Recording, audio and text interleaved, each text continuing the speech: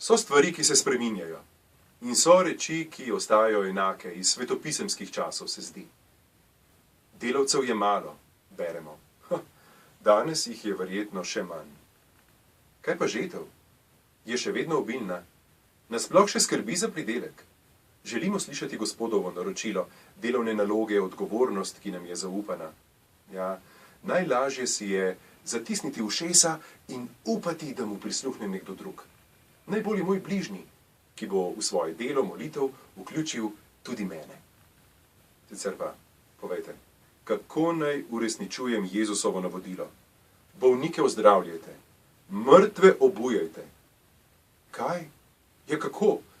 Ne zmorem zbuditi niti svoje vesti, radosti pričakovanja v sebi. Kako ne poskrbim za večje stvari pri drugih, dajte no. Tega gotovo ne govori meni. Ali pa vendar? Zastonj ste prijeli, zastonj dajajte, nadaljuje.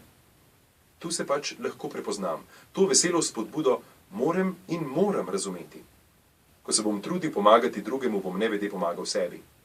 Ko bom skušal drugemu povedati, da prihaja novorojeni, da se bližamo njegovemu prazniku, rojstvu, bom novico slišal tudi sam. Ko bom svojega bližnjega pocukal v zavest, bo streslo tudi mojo. Če bom le iskreno sledil navodilom, ki jih adventni dnevi prinašajo v svojem nestrpnem pričakovanju. Zato, dajmo, pripravimo pot.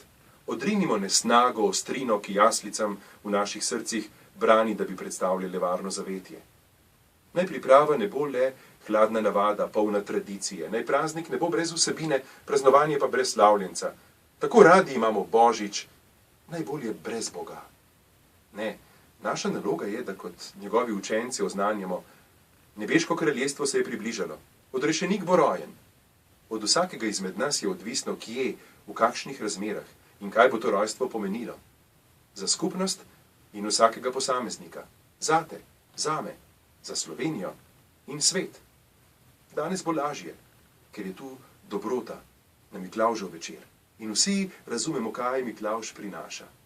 Dobroto, zato, sveti Miklavž, prinesi tudi voljo, da se bomo prav pripravili na Gospodov prihod.